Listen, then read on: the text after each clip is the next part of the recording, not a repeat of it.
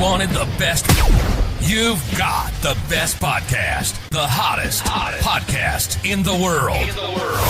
The Chris Voss Show, the preeminent podcast with guests so smart you may experience serious brain bleed. The CEOs, authors, thought leaders, visionaries, and motivators. Get ready. Strap yourself in. Keep your hands, arms, and legs inside the vehicle at all times, because you're about to go on a monster education roller coaster with your brain. Now, here's your host, Chris Voss. Hi, folks. Chris Voss here from the ChrisVossShow.com. There you go, ladies and gentlemen. Welcome to the big show. As always, we appreciate you coming by the Chris Voss Show. The Chris Voss Show has been around for 16 years and over 2,300 episodes, bringing you the CEOs, the billionaires, the White House presidents, advisors, all the smartest people in the world, and then there's just some idiot with a mic that shows up and hosts it. Today, we have an amazing young lady on the show. We're going to be talking to her about her new book that came out in August 23, 2023. It is called Hitting the Wall. Eliminate the beliefs that sabotage your business and your life. Shelly Lefkoe joins us on the show today. We're going to be talking about her insights, her journey through life, some experiences that she did, and how she got here. And she's going to share all that with you so that you can make your life better. She's the founder of Lefkoe Institute, a transformative personal growth organization that has helped over 150,000 people worldwide eliminate the limiting beliefs that hold them back in life, love, and business. For over 35 years, she's worked with individuals struggling with deep-seated behaviors and emotional challenges, from procrastination to fear of public speaking to relationship conflicts. Her proven methods, validated by independent research at the University of Arizona, create lasting transformation in just hours. She's a best-selling author of the latest book we aforementioned and international recognized speaker and workshop leader. Her programs and expertise have been featured in Forbes, The Today Show, The New York Times, and now The Chris Voss Show. Welcome to the show. How are you, Shelly? I'm wonderful. How are you? I am wonderful. It's wonderful to have you as well. Give us your .coms. Where can people find you on the interwebs? Well, you can go to lefkoeinstitute.com or at Shelly Lefkoe and any of my socials. And I'll give you, when I give you my treat, my free gift at the end, I can give you the at Shelly Lefkoe Breakthrough 25. There you go. So give us a 30,000 overview. What's in your new book? Well, my new book, interestingly enough, is for entrepreneurs. And I say it's really for everybody, but it's geared to entrepreneurs. And when I say interestingly enough, I was the least likely entrepreneur imaginable. So my late husband created this process 35 years ago, Chris, when nobody was talking about limiting beliefs. Nobody knew what a belief was. They used to say, beliefs? You mean like religious beliefs? What do you mean? And so he was on a spiritual, intellectual journey to discover why people knew what to do. We all know that if we eat well and exercise, we'll live longer and feel better, but we don't. A lot of us don't. We know going into a relationship, we see red flags and we go in and we stay in. So we all do things that we don't want to do, and we don't do things that we want to do. And so in his own life, everything was struggle and effort. Everything was supposed to turn out didn't. Mm-hmm. And he was on a plane and he was journaling and he downloaded this process and he came home. He showed it to me. I watched him do it and I said, that's why I'm on this planet. I am here to do this. This is my life's work. Mm-hmm. And I've been doing it for 35 years. He died 9 years ago and left me with a business. He loved to do research. He was a philanthropist. He was a do-gooder. He only wanted to make a difference in the world. So he left me with this business that was financially not doing well. Mm-hmm. I did not know the first thing about running a business. You could have said to me, Shelly, what's the least thing you want to do in the world? I would have said, be an entrepreneur, run a business. But put me in front of an audience of 10,000 people, I'm good.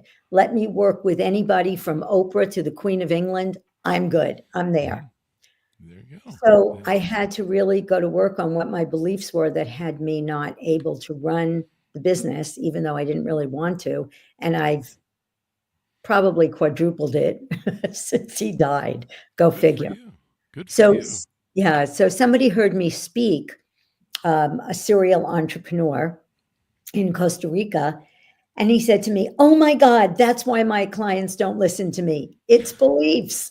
So Let's write a book." So I said, "Okay." And that's how we wrote a book. there you go. And can you give me the pronunciation of that second author so we can have it so when people search for it? Vahan Yepremian.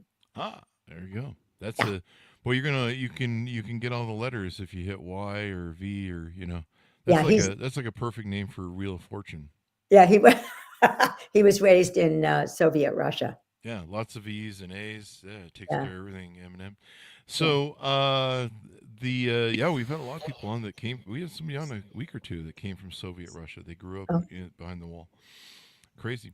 Hitting the wall, eliminate beliefs. There's a lot of talk about this. I know Anthony Robbins used to talk about how a thermostat effect, where if you make too much money or you become too successful or you don't make enough, you're not being successful, we kind of bounce between this thermostat sort of range.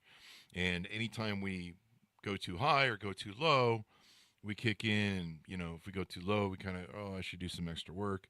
If we go too high, we're like, maybe I should goof around and go drinking with the buddies. And I'm having too much success. I should party more, maybe. And then it's a cycle. And so I imagine that's a lot of what people's usually there's some sort of belief system that's in there that's keeping them stuck at that thermostat level. yeah. That's interesting. I wouldn't agree. I think Okay. people either go for it, like Tony. He's all in, 100%. That's what he does, 24/7. He's on, right? Mm-hmm. And there are people who get their foot or their finger in the door, their foot in the door, and they start, and then they start procrastinating, or Mm-hmm. they start and it falls apart, and they start again, it falls apart.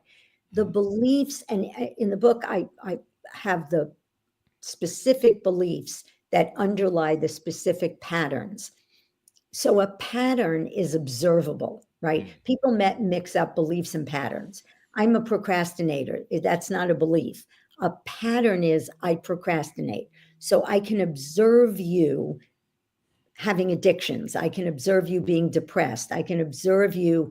And for high achievers, you don't get away scot-free either, because in the book, I talk about watering all the plants. You have a health plant, you have a body that's going to take you through life.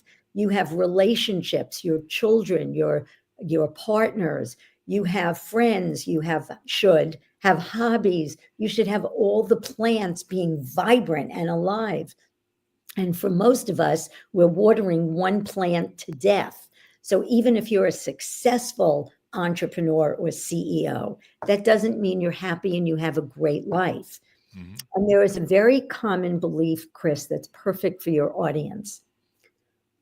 So most people have the belief, I'm not good enough. It's an unconscious belief. Sometimes it's conscious, but it's that little voice that goes, oh, you can't do this. Or, I had a client who said, I'm worth $10 million. I'm on the cover of business publications. I don't know my kids. My second wife is ready to divorce me. Wow. When is it going to be enough?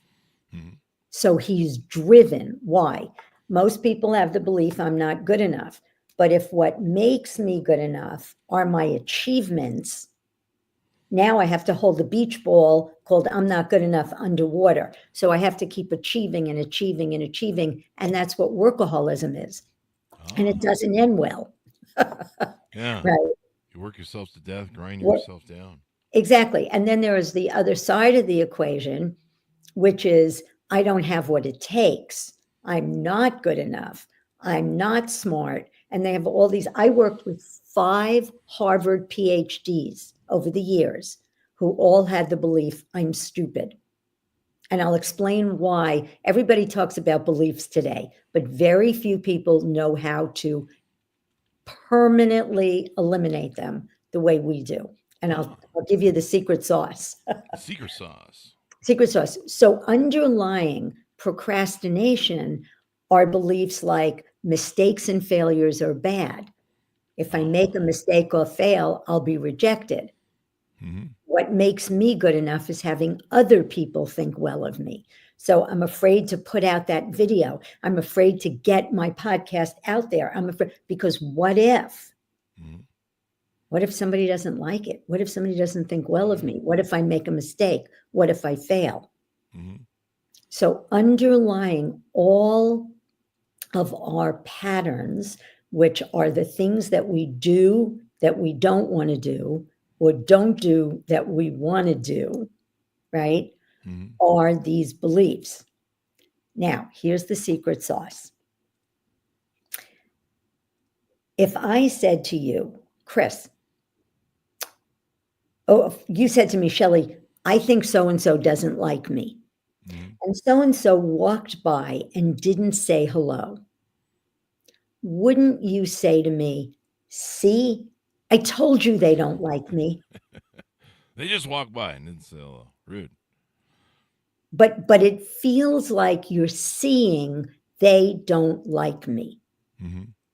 So I have clients in every country around the world. I've spoken in every country from Vietnam to Russia. Right before the pandemic, I spoke in Moscow. Oh, wow. Everyone has the same beliefs. Wow. Here's why.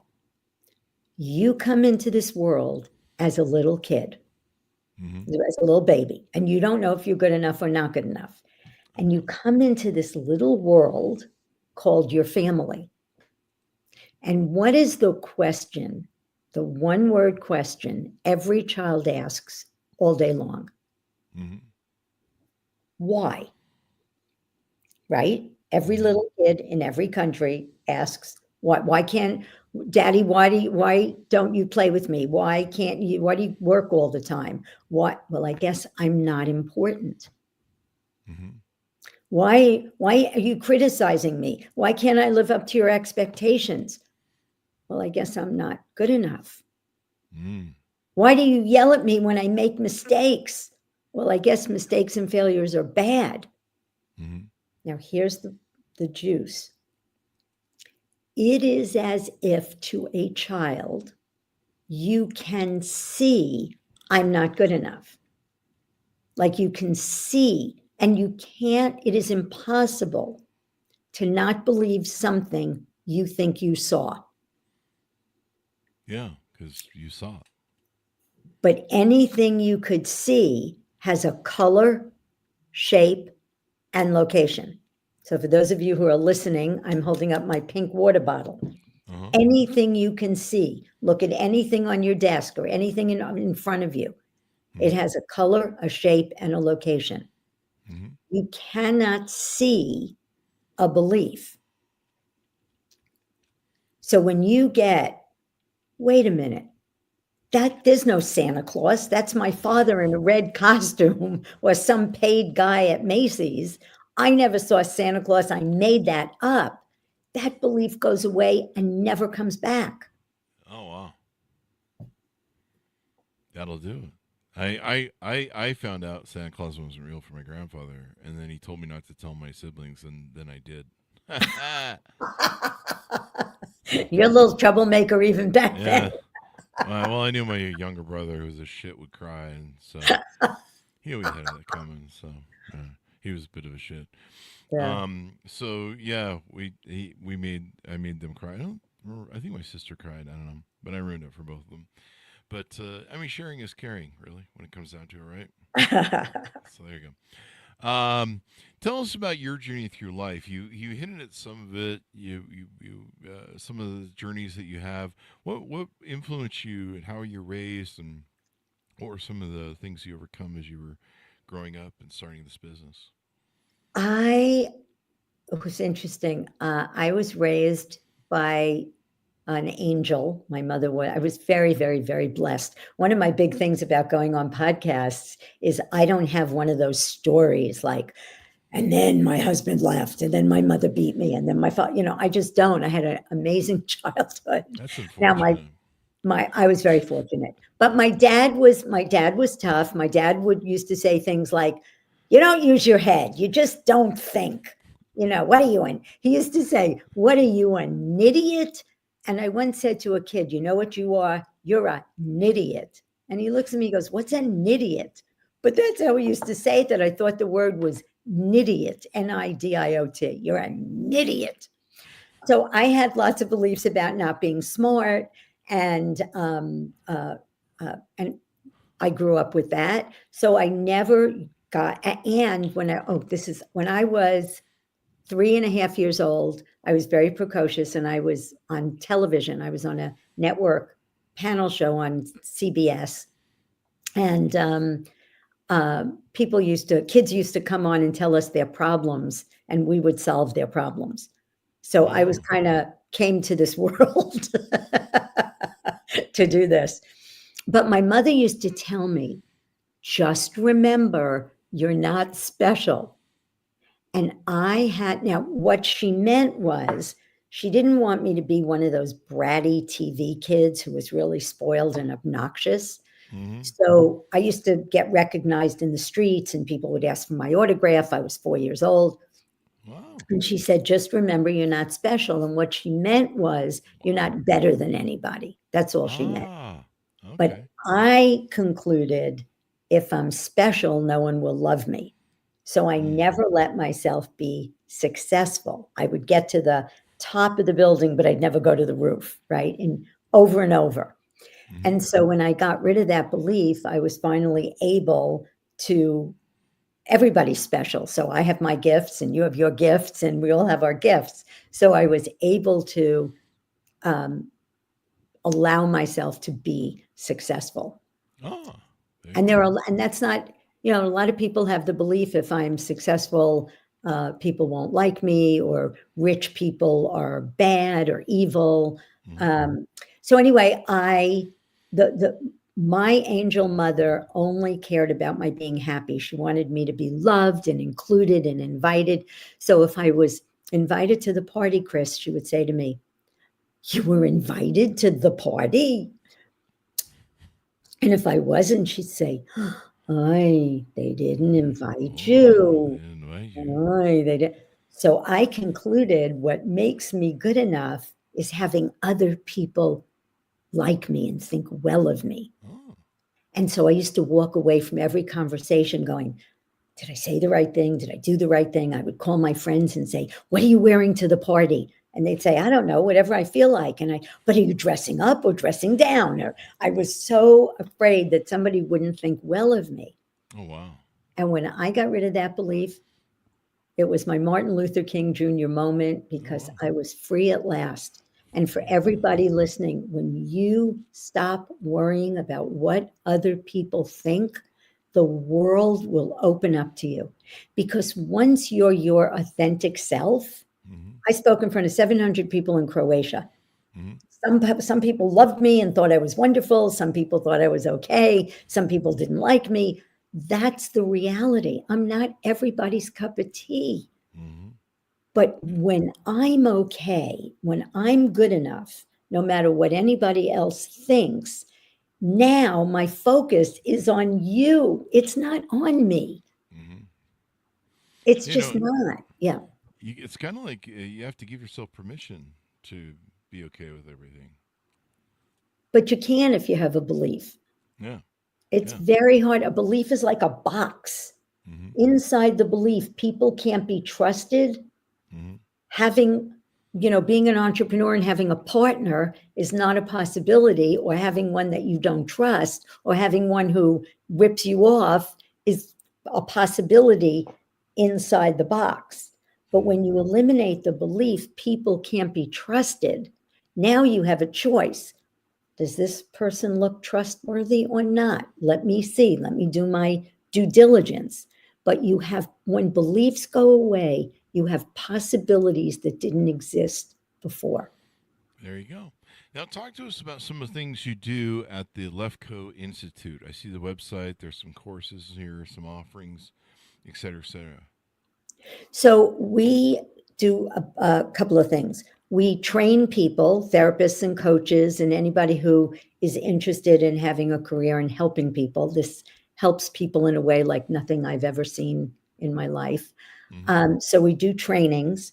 We have courses. So I'll tell you something that you will love. All of our feelings and emotions come from the meaning we give events. So if your wife doesn't, or your husband doesn't kiss you hello when you leave the house and you give it no meaning because they never do, you won't feel anything. But if you give it the meaning they don't love me anymore, they're having an affair, you're going to feel bad. If you give it the meaning they must have had a lousy night's sleep, you'll feel compassion. Mm-hmm. Now, here's the exciting distinction. And this is a course that we teach called the Occurring Course. So I'll walk you into this, because if I just say it, people's heads will explode. If you're in a room, Chris, and somebody walks in and doesn't say hello to you, what might you automatically think? They're busy. They're busy. That's meaning. Where did that meaning just come from? I just assume, I'm a busy guy, so I just assume if I'm busy, everyone else is busy. Right, but where does the meaning come from? I said, what do you think? Where do you think from? I'm not sure I understand. Your head. Yeah, The meaning. Yeah, thinking. Yeah. The meaning, they're busy, they're rude, they didn't see me, they don't like me. Whatever everybody said when I asked that question, meaning is in your mind. Are you sure that's not an insecurity of a feeling? Or maybe partnered with the thought, maybe. No. Okay. So think about it. I mean, if somebody is around me and there's something they do, and I attach, well, they must have some sort of malice intent in their behavior. Right. That's going to be tied partially probably to a feeling and possibly a projection of how I feel when people do that, or when I do that to other people, maybe. I don't know. Or maybe I would contend some sort of childhood trauma. It may, but where does the meaning come from? See, well, your head. Yeah, I'm going to get you to where you're going, but you're going backwards. Okay. So you come into this world, you create beliefs, you give meaning to an event. The dog bites you. Now you think dogs are dangerous. A dog comes into the room, you give the meaning that dog's going to hurt me. Then you feel fear. Ah, okay. So the thought before the feeling. Exactly. Okay. Exactly. All right. Now your meanings are made in the moment. Beliefs are formed in the past. The meaning you give events generally comes from your beliefs. So if you believe people can't be trusted and somebody turns around and talks to somebody, you're going to give it the meaning they're talking about me. And then you're going to feel self-conscious or whatever you feel. Now, here's the piece. If meaning is in your mind, do events have inherent meaning? Do events have meaning before you give them meaning? I don't know. I mean, I guess not. Another way of saying meaning, what I know for sure. So my husband died. That was very sad and upsetting, and I hate that he's dead. But does it mean I'm going to starve to death?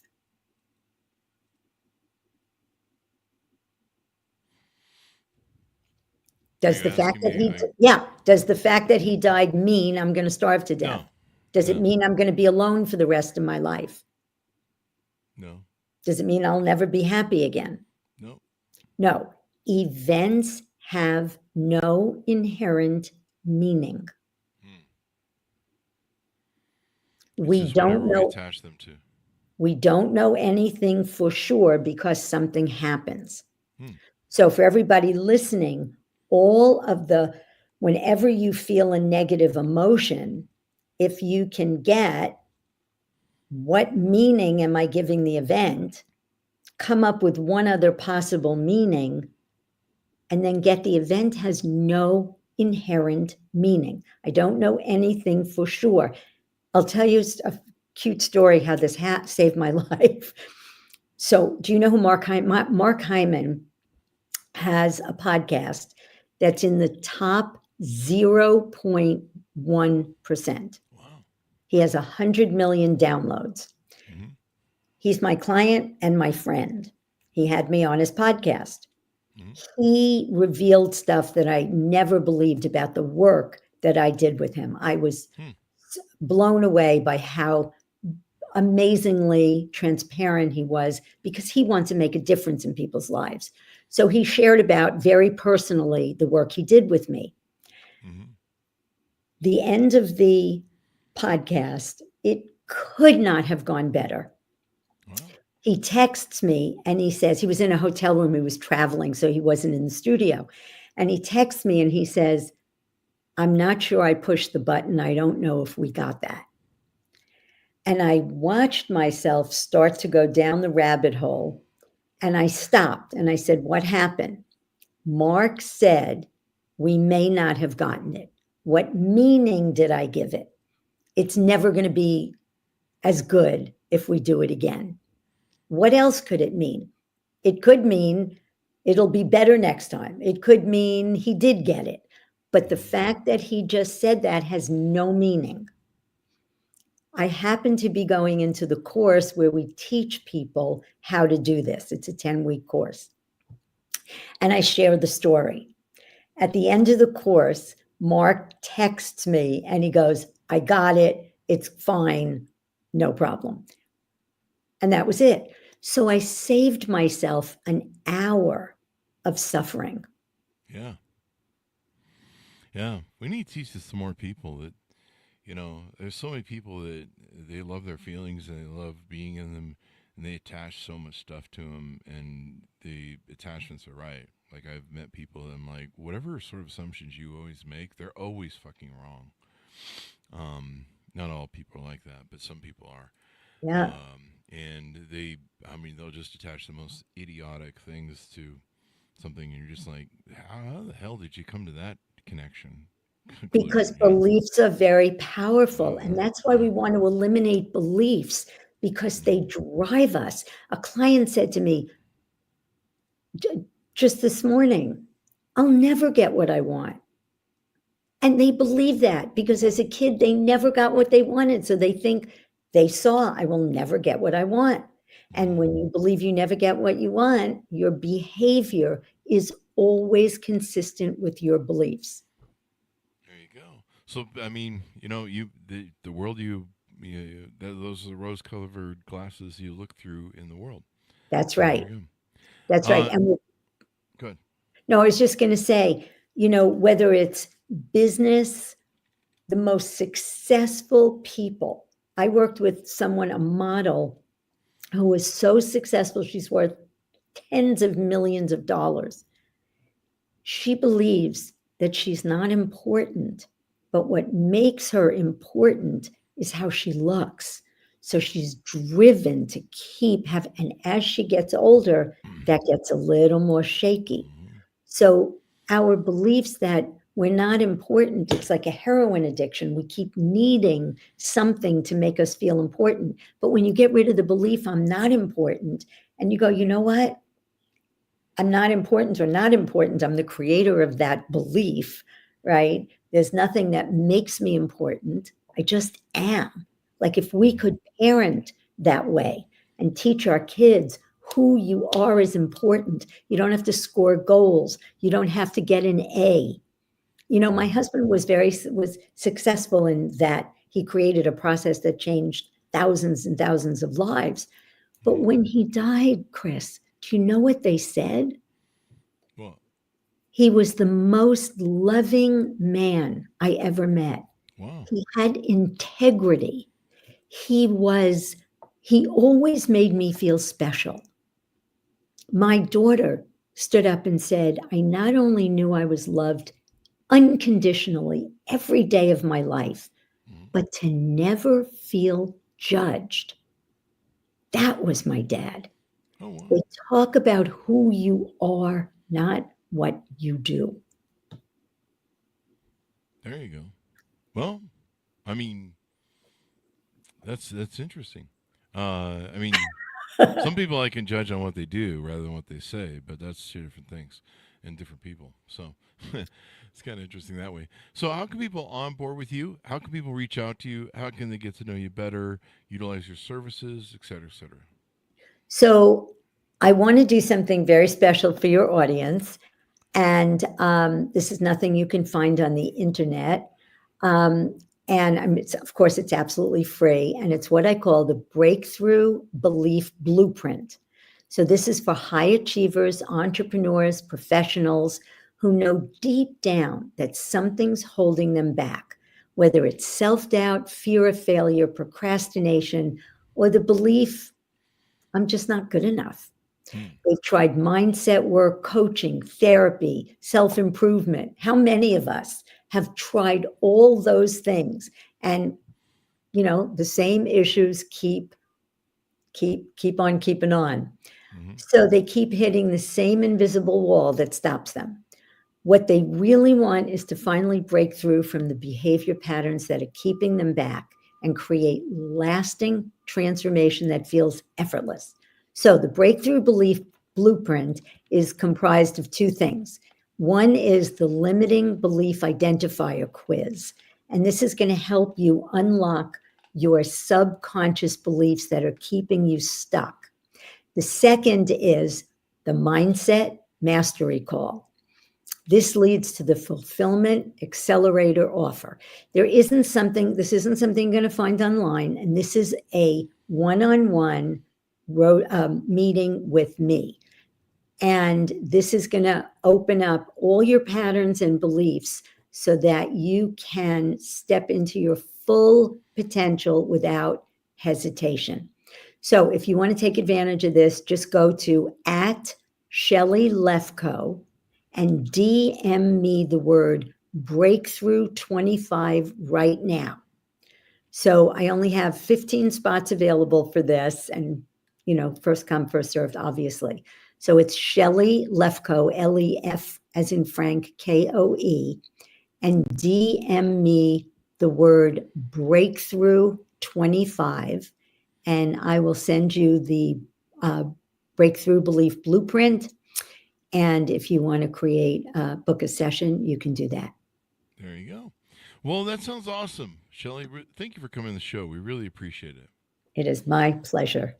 Thank you. And thanks, Arnold, for tuning in. Order up the book wherever fine books are sold. Hitting the Wall. Eliminate your beliefs. I'm sorry. Let me recut that. Hitting the Wall. Eliminate the beliefs that sabotage your business and your life, out August 23rd, 2023. Thanks for tuning in. Go to goodreads.com/Chris Voss, LinkedIn.com/Chris Voss, Chris Voss 1, the TikTok, and all those crazy places in it. Be good to each other. Stay safe. We'll see you next time.